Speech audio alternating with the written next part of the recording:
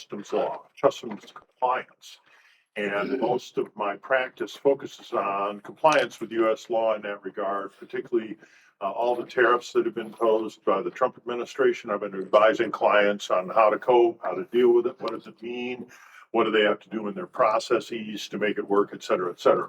Not unlike what we're doing in the digital asset space. The reason I'm writing, or I'm here to talk to you about compliance requirements for payment stablecoins is that one, I've studied it. Two, the Genius Act is the only legislation that is has addressed the blockchain and digital asset space at all here in the United States. And I'm going to put in a plug early. And my son and I have just written in a book that we got up on. It's not GitHub. It's Gumroad today on from Genius Act to state innovation, the U.S. stablecoin framework. And he's a technologist, he's in the hackathon, and I'm the legal side of it. And I've been learning about digital assets and blockchain. I did an ICO in 2018. I've been studying it since at least 2016. He and I have been writing articles since 2021 and have about 20 articles posted. The Brown Miller Group has been cool to post all of our articles. They've got, over 100,000 reads on Mondac and JD Super legal blogs. So I have some basis for being here to at least talk to you about this stuff. And that's kind of the background on me. All right. Any questions before I get going? No? All right. So we're going to be, there's a long list. We're going to talk about the Genius Act, stablecoins, it's a bit about the stablecoin market and uses. Genius Act, we got to understand both the definitions and also then how they're applied. Who are the primary federal payments, stablecoin, what the regulation's going to be, and the authorities. Talk about standards, and well, you can see the list here. The whole point will be is that there is a whole new framework for regulating how payment stablecoin issuers, what they're permitted to do and what the scope of the activity of payment stablecoins will be. And that's an important thing. What is it that is being allowed and who can do it and how are they, regulated and what compliance will look like. So that's kind of the thrust of this talk. So it's not just trends. It was mislabeled in the thing we call the stablecoin trends. It's really about compliance with the new stablecoin regime. Okay, so Genius Act, guiding and establishing national innovation for U.S. stablecoins of 2025. And it was done in July of last year. It's a year old now, and it establishes the requirements for what the regulators have to do. It isn't talking to the issuers specifically. It's really talking to the regulators, what they have to do, their regulations have to include, and what state regulated entities will be permitted to issue or to do the regulation for issuing payment stablecoin. So what are stablecoins? They're digital assets. They're designed to maintain a stable value relative to another asset. And typically it's the US dollar. The two most biggest and most well-known are Tether and Circle. They're both payment stablecoins. They operate in different manners. And we'll talk about that a little more in a minute.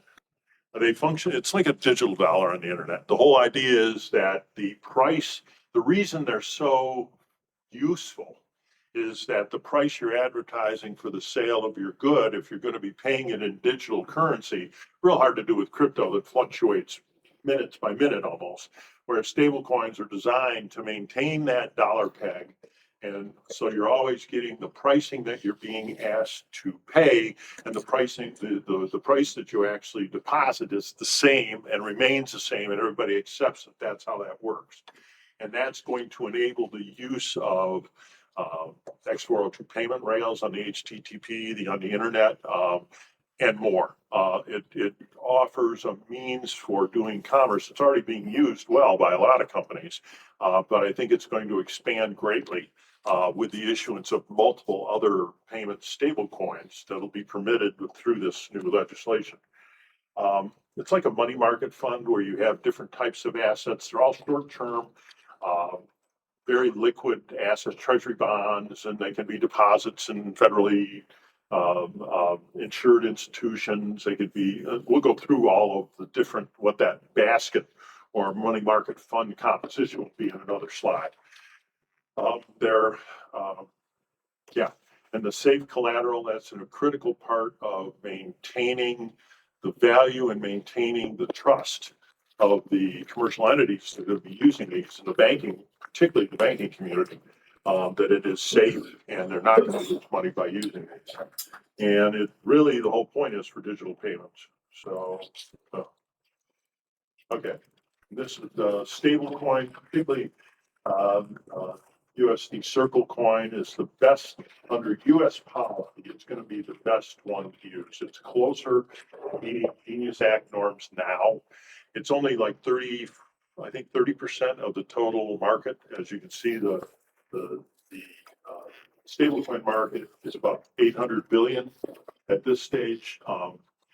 It's not far from what Visa is processing monthly, and that's 8 billion digital transactions monthly. And that's some time ago, that's a couple of years ago.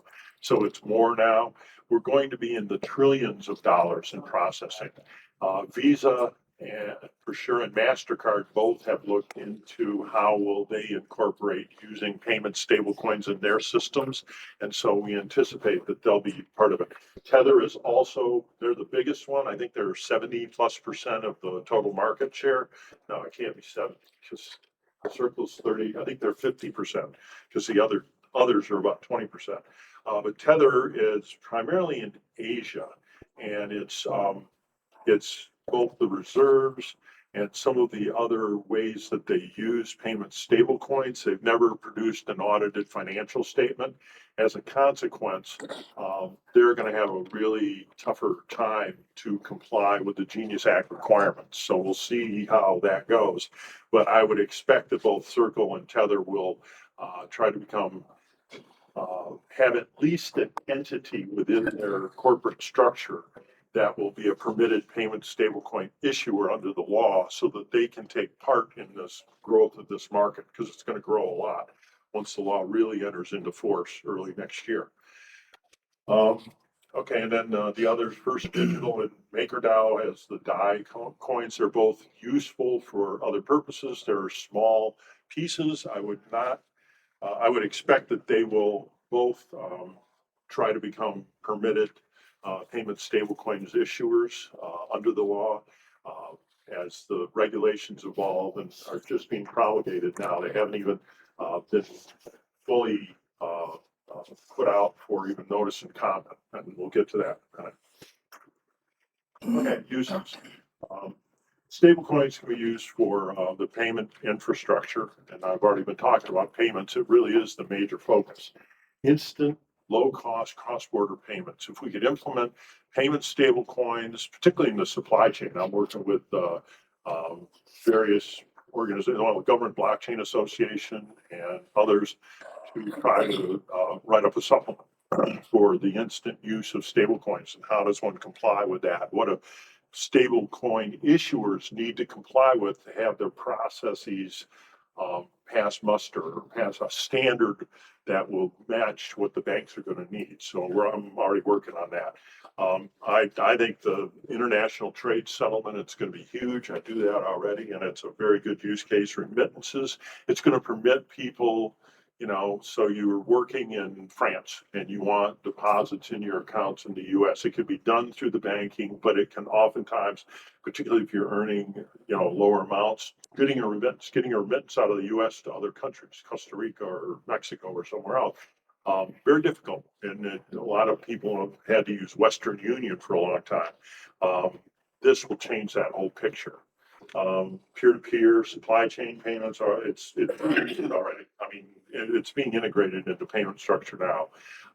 You can tell there's a lot of big retailers, Walmart, Amazon, the commercial banks are doing it, and there's more than that when fintechs are using it. So it's already in play. This will accelerate that and make it much easier for their use in the United States, which I think will improve e-commerce, will improve the use and acceptance of crypto in this country, particularly in stable coins. And none of them are really out in front on adopting specifically. They're in the process of developing how they're going to do it and what it is they're going to issue themselves. So a lot of the banks will issue their own payment stable coins. I predict they'll have, we'll get to that in a sec. There is a slide on that. Okay, and then it helps to integrate decentralized finance into the system even more than it is already. So there we go. Questions so far? Anything? All right, so first some definitions. In order to understand what's being regulated, you have to understand, what it is. And the digital asset is any digital representation of value recorded on a cryptographically secure distributed ledger. Sounds like blockchain to me. And payment stablecoin, is another digital asset designed to be used as a means of payment or settlement. So it's there. And then the state permitted stablecoin, payment stablecoin issuer, there's three types: subsidiary of an insured depository institution approved to issue payment stablecoins. So they're going to be at the federal level, mostly banks and finance companies. Second would be, and they're not the institution, like it won't be JP Morgan, it'll be a subsidiary of JP Morgan will actually issue this. There's federal qualified non-bank payable stablecoin issuers that are approved to issue, and they're the rigor in the regulations on what that means is really tough. They're going to have to prove a lot, prove they're essentially is equivalent to be operating like banks. And so that's the second one. And then the third is state qualified payment stablecoin issuers. So states can do it. Like Wyoming already has issued its own token, Frontier, and it's out there and it's available already. So the states aren't waiting. They're actually ahead on this in many ways. So who are the regulators? The primary federal stablecoin regulators as a whole. I mean, this is, to me, it's an astounding list of agencies that are all involved, all writing regulations. So Treasury is kind of the overall. Treasury is kind of the overall look at it. The comptroller of the currency is handling the federal level, along with rules from the Board of Governors of the Federal Reserve. The FDIC is the Federal Deposit Insurance Corporation. And while they're not directly going to do issuance, they're very critical for the depository institutions, the ones who are insured, to be able to manage and use these means of payments. So their regulations are pretty tight on that. Also, the National Credit Union Administration is very much involved, and protecting the small banks and smaller cap institutions throughout the country. There's a stablecoin certification review board that's handling it broad brush, and it actually includes representatives from all those agencies. So that's one of the mechanisms they put required by law to ensure that there'll be coordination and some kind of coherence among all the regulations that will come out. They're effective the rules will be effective in 2027, really in January. And the agencies, I'll get to in a minute, but the agencies have all issued notices of proposed rulemaking, requesting notice and comment, or providing notice and requesting comments from anybody as to what should be in their regulations when they're finally promulgated. And okay, so they've been given broad authority to prescribe standards for the issuance of stable coins. And they address capital structure, the risk, complexity, look at what the financial activities of both the entities as well as the subsidiaries across the board, looking at the size of the institutions and any other risk-related factors. They're going to actually get into standards on anti-money laundering, dealing with terrorism, know your customer, know your account, the number of factors. They're going to be, the Bank Secrecy Act will be underlie all of what the regulations apply. So it's bringing coherence to the standards that are being applied. So this is a complete change for crypto companies. I mean, even, Circle and Tether, Circle's close. Obviously, yeah, Circle is close to being compliant, but they have a lot to do to be fully compliant with what's going to be required at the end. And they don't even know what is going to be required until the final regulations are promulgated. But the whole idea is to maintain the safety of the institutions, protect the banks, protect the capital and the assets, protect the customers and the users of the system. And the danger, of course, is the bad reputation crypto has in the whole economy now, that it's full of scams and rug pulls, because it's full of scams and rug pulls. But the intention here is to bring it up to meet the standard that'll protect people's money and protect the institutions that use it. So there we go. So this is the roles. Most of the federal regulators have published, and I've got a short list here.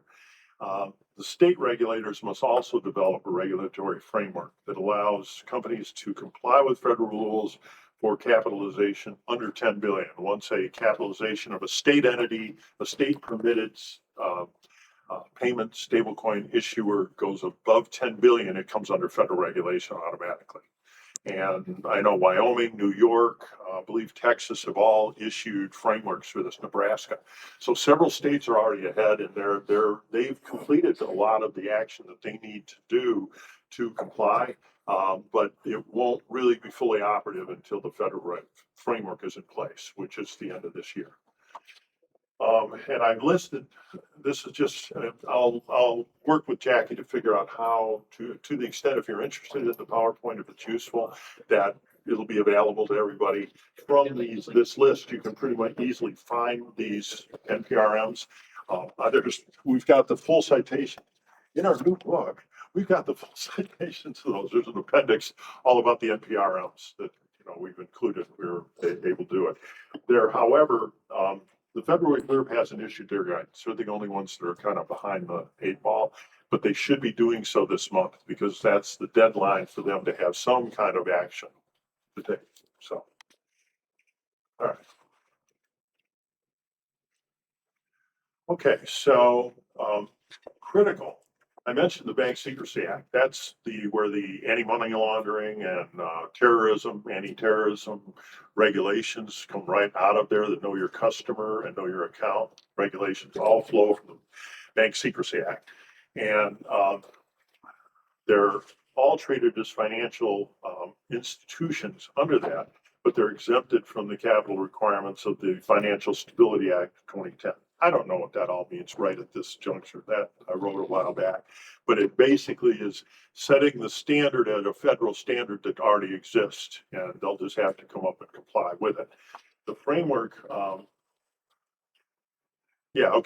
they provide a framework for how agencies can either suspend or revoke registrations based on violations, denial of action of applications, kind of standard regulatory procedure. They also have a process to review. Each one of the agencies has to have a process that will allow them to receive, review, and approve subsidiaries of insured depository institution and non-bank entities. There's mandatory deadlines for issuing the regulations that are coming up here in July. And the process for approval or denial requires grounds for denial. So there is a process built right into what the regulations have to contain to allow the various processes needed to accept things, revoke them when necessary, and deny them if they have to.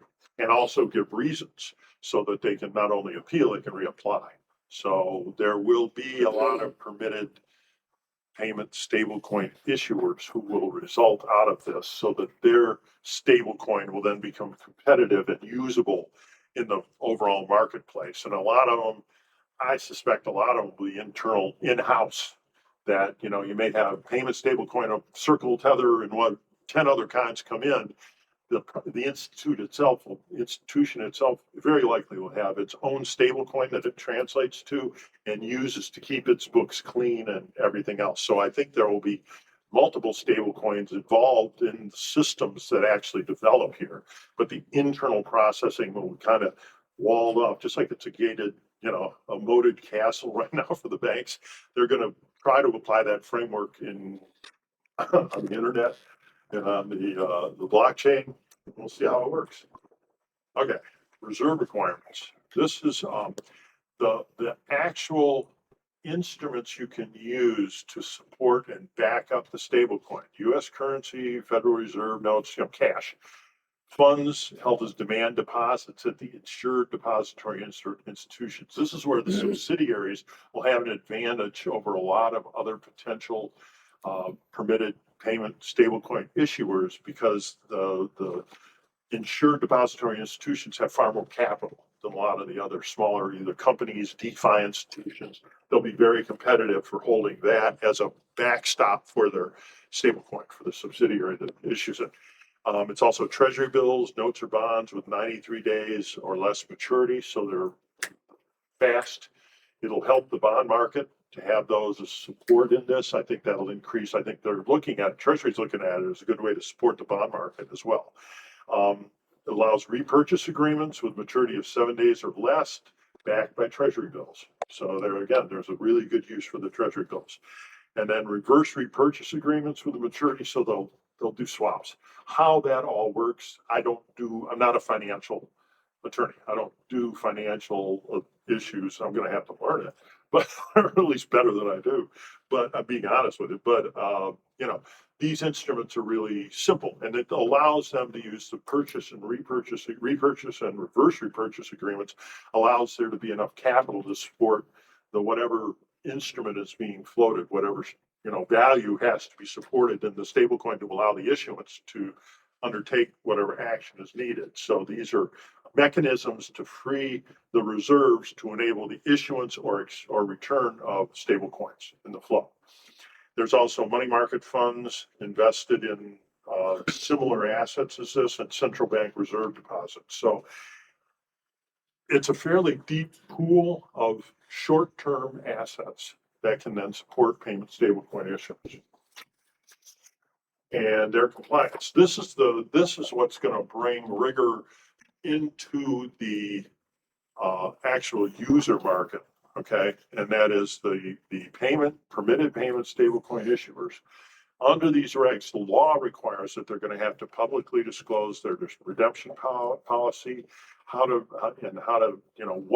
what do you have to file. It's got to be something simple and explainable to enable you to redeem your stable coins. Publish a monthly composition of their reserves and make that public. And may not be reserves can't be used except to create liquidity, and that's kind of more on that repurchase agreement and reverse repurchase agreement. So a lot of that will be for the this specific use of reserves to do capital. And the treasury bills can be pledged as collateral for those repurchase agreements. Okay, and the other thing, the monthly audited reports to federal and state regulators have to be certified by the CEO and CFO of the issuers. Should there be malfeasance, fraud, any of that stuff, those heads of the companies are then on the line for federal, criminal penalties as well as civil penalties. So this is a far more rigorous way to ensure that there's accountability and to prevent anybody from making it being enticed into doing scams and rug pulls. It's going to be much more difficult for that to occur in this regard. Okay. Sorry, these are deep. These are, hard slides. I don't use punchy 2-word things. I don't think it's amenable to that. And if you do download it, at least it gives you some content that you can work from, rather than 2 or 3 word things that you aren't going to know what that's about. So capital requirements have to cover operations, liquidity and interest rate risk must meet risk management standards. So that's going to be an important what's in the regulations will have to meet that. Each agency may have a different approach to these things, but they are talking to each other. And from what I could see, some of these NPRMs, they have 180 questions. They're deep dives into what do we do? How do we do this? Let's get everybody who's a stakeholder of any kind, an interested party of any kind, tell us what you think and what we're going to do. They're going to crawl it with AI and they're going to try to come up with commonalities, and then they're going to be issuing them and then work with each other as to what the regs say so that they work together fairly well. There has to be appropriate operational compliance and informational technology risk management standards. That's going to apply to the regulators as well as to the permitted payment stablecoin issuers, particularly on the cybersecurity side. Everybody's got to upgrade their cybersecurity and that way. Okay, so the comptroller is the overall supervisor and issue regulators for the federal non-bank payment stablecoin issuers. The regulations must be issued by January 14, 2027. That's the final date where everything is going to take effect. So early next year, this all happens, and we're going to start being able to use payment stablecoins. It won't be long before you see debit cards or other kinds of cards attuned to the system. And both Visa and MasterCard, I believe, are going to institute systems early next year if you have stablecoins to use them. So this is going to integrate fairly quickly. Yeah, okay. The primary regulators are responsible for making the regulations. That's what the last line says. Not very helpful. All right, activities of permitted stablecoin issuers. So permitted stablecoin payment stablecoin issuers are really limited. They issue and redeem payment stablecoins. They manage the reserves, including purchasing and holding assets and turning them over. They provide, this one is going to be useful. They have both custodial and safekeeping services for the stablecoins, reserves, or private keys. And so your wallet can be linked to your account with a private key so that then you can move the stablecoins in and out of your account. Holding stablecoins yourself may or may not be useful. For anybody doing transactional work, of course, you're going to have a wallet with this that's linked to it. We're already putting a wallet on for the book, we started a new company. And so we're opening accounts, we're opening wallets, and we're going to have a wallet that's going to be amenable to holding stablecoins so people can buy the book with stablecoins. Okay. And so you can do other activities to directly support issuance and redemption. So there may be side processes, certainly cybersecurity. Okay, you've got to be able to do cybersecurity to protect your system. So that's going to be one of the sorts of things they'll do. And they may engage in other activities if they're explicitly allowed by the relevant regulator. For a lot of these higher cap organizations, or one, I think particularly for the subsidiaries of the insured institutions, the highest level at the federal level, they're going to ask for special dispensation to do X, Y, or Z.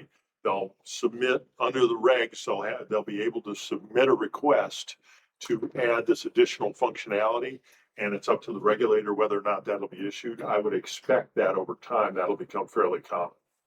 By the way, one thing I need to mention, one of the key issues that's been a drain and a drag on cryptocurrency all along is it a security? Is it a commodity? What is it? It's neither a security nor commodity under the law. It's neither. It's just a digital asset. And if it falls into the rules for why am I blanking? I just said it a second ago.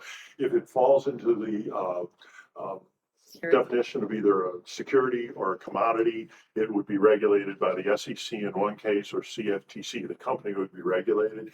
By having it not that way, the SEC and the CFTC, in response to the Genius Act, have issued, as well as all the others, they've issued joint guidance, tried to divvy up who's doing what, and then they left their get out of jail free card for themselves to say that, oh, and by the way, we're still going to apply the Howey test when we're not sure.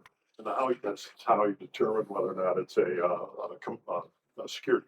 So the SEC will retain the ability to regulate by enforcement, which it's used under Gensler, but they're shifting so thoroughly away from that I'm be interested. I think Hester Pierce is supposed to talk sometime in the boot camp. I'm going to go to her talk. I want to hear what she has to say because it's, it's very pertinent to everything that's going on. But no matter what, they have to start playing nice at a minimum with stablecoins. And they recognize that as an agency. And so that's going to change the whole complexity. And if Congress can figure out what to do with the market structuring legislation, that's the second shoe to drop. That's going to change everything. That's really going to make a difference. Okay, so there it is. The Genius Act says payment neither securities regulated by the SEC nor commodities uh, directly by the CFTC. Okay. So for comptroller regulated entities, they have to report on, the comptroller has to report to Congress on the number applications for issuance, and they have to have written report on the financial condition and systems of monitoring and controlling the operating risk and compliance. They got to do examination and assessment power. So they'll be able to go in and look into the books of the organizations that they regulate, the issuers of these payment stablecoin. And that's a really important power that has not been available in crypto. There's nobody doing audited financial reports. There's no audits by agencies, particularly of any sort, in any country. Although I think under MiCA and the EU, there may be some more rigor to it than they have here. But this gives us a lot more rigor for addressing what the companies are doing. And but there's a caveat in there that they have to use existing reports or anything that they can use from what they're already producing, rather than doing everything from start. They get to use material that's already available to them. So the states will also be able to regulate, provide for issuers of payment stablecoins, and under $10 billion, they have their own jurisdiction separate from the federal, but they have to comply with the federal requirements. So any issuers under 10 billion in market cap can be regulated at the state level. State regulators must certify to the Treasury Department that they have substantially similar regulatory regime. If you look at what Wyoming did on the Frontier stablecoin, they modeled it on the federal regs, so they're going to comply.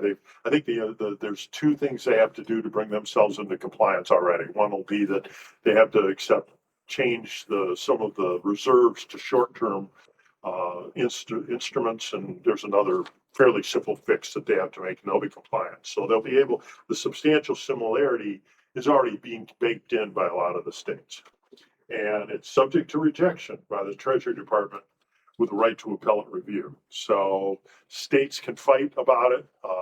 Generally, if they have to fight, they didn't do it right. If they, they should be coordinating with the feds before they ever apply, so that the application is prepared and ready to go, and then the final word will be yes. And the state regulated issuers, once they go over 10 billion market cap, boom, they automatically revert to federal regulation. There's going to have to be mechanisms for coordinating that between the regulators at the federal level and with the states, because there'll be a lot of different approaches, a lot of different entities at the state level suddenly come into federal jurisdiction with that. They'll be coordinating and talking to each other. There you go. If there's a reason to, the board, the Federal Reserve Board, or I think it's the board for stablecoin issuers, the federal committee that was, when I talked about the various agencies involved, there's a board for stablecoin review. That's the board that can act against state regulation if one of their issuers is doing some activities that are either look fraudulent or look, somehow illegal, may have a problem effect on the market. The feds can step in and look at it and do something about it.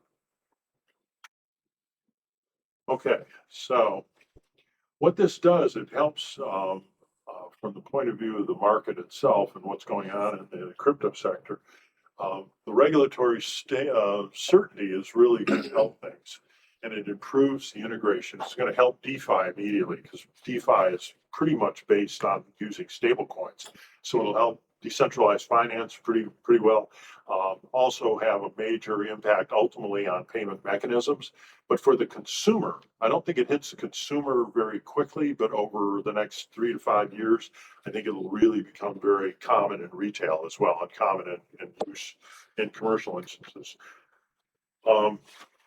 Yeah, so what else does it do? It'll integrate compliant stablecoins in the operations and of all companies and free them from the oversight by the SEC, as long as they don't link their stablecoin with some uh, form of what will become a security. And there's, I can't recall, it's a letter. There's certain type of instruments that can pull the stable coin out of being free of security and make it a security. So they're going to have to be very careful to coordinate with the SEC. What do you got to do when we issue our stable coins to avoid any possibility of being called a security? And the new regulations will address that more explicitly, but that's going to be one of the absolute critical things. The other thing is going to be payment of interest. Do you pay, how does that work on the stablecoin reserves? How's that going to work for the entities issuing and holding all the reserves for it? They're going to earn interest on all those treasury bills and all the reserve stuff. Does that get to go to the entity? Does that just become part of it? How do you deal with that? And that's what the market structure legislation is really hung up on partly. And it has to do with the small cap banks, the national credit unions, and a lot of the non-FDIC insured institutions. That's like going to be a real competitive issue. So those guys need to become issuers and protect themselves is what I think the outcome is going to be, but I'm just guessing. But the reserve requirements are critical. And as long as they're upheld, I think this system can and will work for everybody's benefit. It will actually be a tremendous income producer, or if not income, certainly a tremendous accelerator. And reducing the costs and increasing the efficiency of payments is going to be a huge benefit for particularly a lot of businesses are going to really benefit from this. Okay. Benefit. Here we go. Access to you'll have access to dollar-denominated digital money with a smartphone. Instant global settlement, avoiding the 3 to 7% fees. My son's selling agentic AI online, and the transaction costs are like a 5,000th of a cent for immediate payments. And he's able to let his AIs go out and collect information, and for a couple of bucks, he gets, the library of everything he needs to do certain activities. And it's very popular. A lot of people are using that agent, and so it's good. It also allows programmable payment activities for agentic AI, and one of the big beneficiaries of this is the ability to use AI to collect and do things for you that have a cost now that's hard to deal with directly. It'll just happen automatically. That's what the X402 version 2 protocol under the HTTP under the internet, that's going to enable that. And in the book, he's even got an entire appendix on how to code for using X402 payment rails with your system. So it's, I'm bragging about the book, sorry, but I mean, that's why we know what we're talking about. This really does, it can work. And he's actually using it. Okay. And benefits from the perspective of the Fed. Now, this is a little dated. It's, not 8-10 months ago, but it hasn't really changed since then. So the benefits are for stablecoins, AI, real-time payments, and much richer payment metadata. There's a lot more information on the blockchain than is typically even given to regulators. So it actually provides far more transparency. It's been one of the arguments for using blockchain for years. It provides more, not less transparency than what you already get. So anyway, that's a big benefit. And because it's global, it's going to really, it turns the dollar from being a digital currency to being the global currency. If the stable coins are denominated in dollars and the big players become based in the United States and use the dollar denominated stable coin, that ensures its acceptance globally and really will be a strengthener from the Treasury's point of view, really, and the Fed really make a big difference to the stability of the dollar long run. And that's one of the major goals in the United States. That's one of the reasons it took so long, is to get everybody on board. I really like that remittances are faster and cheaper, and trade finance, when blockchain enabled supply chain comes into place, the payments that are enabled, instead of letters of credit that take 2 weeks, 3 weeks, a month, they get litigated. You might be 2 years before you get paid in a trade finance deal, paid now. And then clawing it back harder, but still in all, it'll be an improvement, I think, and be part of the overall supply chain. I do international trade, as I mentioned. The documentation for international trade has become increasingly digitized rather than paper, but there's still, you're recreating the same document like 7 times or 10 times for the port warehouse that holds your goods, to the carrier that takes it here. Second carrier does it. Oh, we're going to hire a third carrier who wasn't involved, and then their paperwork. Now we got to go through a transshipment in another country, and all the paperwork for that, and on and on and on. And the stack gets this big. It just will enable eliminating a lot of that stuff. And multinational firms are going to be able to play arbitrage with this stuff and make money just on using the coins in different ways, different coins in different markets. Even will help them. Okay, we're doing pretty good on time. I'll try to wrap this up. The risks are difficulty with, this is from the point of view of the feds, and because this is a new form of regulation, there'll be growing pains. They'll get it 85% right the first time, but it'll be 2 or 3 years before they really kind of lock it down. There'll be some horrible disaster. Oh my God, somebody somehow got into a system and took money they shouldn't have done, or, lied about the payment, did something to fool the system. But as that stuff comes through, the regulations will change, the ability to stop it will change, the cybersecurity should get better till quantum comes in, and then Katie bar the door, who knows what's going to happen. Anyway, it's better for financial stability. Private money like crypto. I mean, crypto is essentially private money. It's just you make up a coin to be used within your system, and then if that's a useful thing that's going to help, then somehow it has a value. That's private money. That's like company script back in the old days, 150 years ago. That's going to, I think this will kind of sort of eliminate the use of a lot of crypto and turn it into what it should have been in the first place, which was utility tokens as opposed to financially security tokens. Sorry, that's a whole other thing, and I won't get into that, but I do think it's going to help the sector. The quality and liquidity of the stablecoin reserve assets is critical. I'm concerned that the use of these short-term instruments, the demand for them, once this thing really gets rocking, is going to go really high, and it's going to shoot prices up. So it's going to be inflationary. So everybody says it's all wonderful. Well, there's going to be an inflationary aspect on the reserve instruments as well. They're going to have to figure out what to do with uninsured deposits. Something will come up. There'll be a way to deal with that. That's what regulations. They're also, as I mentioned, there'll be the opportunity for regulatory arbitrage. I think that they'll be able to cure that between states and federal level, between U.S. denominated stable coins and other currency denominated stable coins that are permitted to have an equivalence to the dollar in some fashion coming into the system. There's a whole system of section in the law about what do we do with foreign payment stablecoin issuers? How can they integrate into our system? But it's the foreign, that flow is where I think the arbitrage will ultimately reside. And there will remain, I mean, there's a way to get arbitrage. If there's a way to make money on this, the banks are going to do it. The smartest mind, they always hire the smartest minds out of every class that's coming out of the schools to be educated in this. So they're going to be smart and figure out a way to make money.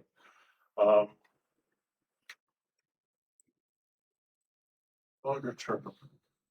Yeah, I think I've kind of hit on all this. It's going to make payments easier.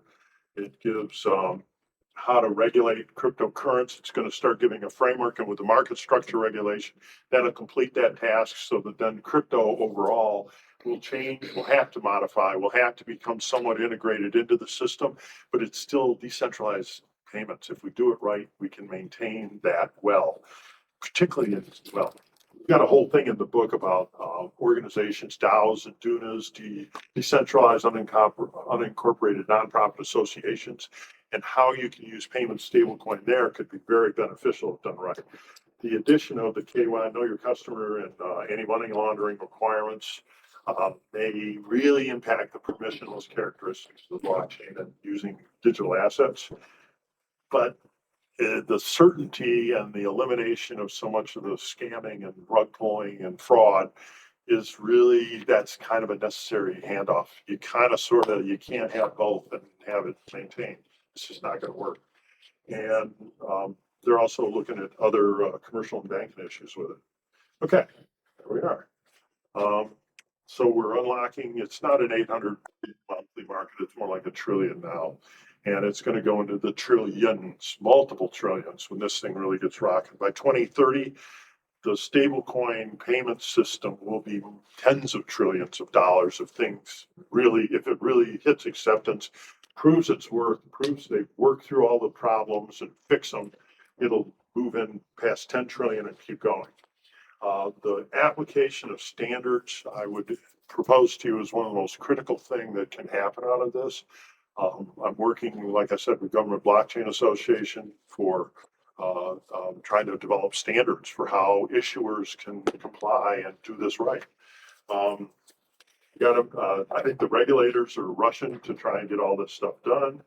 And by the end of the year, it helps to ensure the financial integrity of the new systems. If we can do that, then we're going to succeed on this. And the issuers don't have a huge role, but they're going to have a really important role as to which coins. I think there's going to be a fair amount of competition initially. And just like in the current stablecoin market, that weeded out to 10 companies that are actually doing it. I think it'll be a bigger number of payment stablecoin issuers, but they're going to divvy up a much bigger pie, and it'll be very interesting. And there we go. That's my spiel. I hope that was useful. Yes, ma'am. So there's the different crypto apps like Coinbase, Kraken, Robinhood. They already have, stable coins where you can pay your friends, you can pay businesses, but they're not necessarily a financial institution. So how do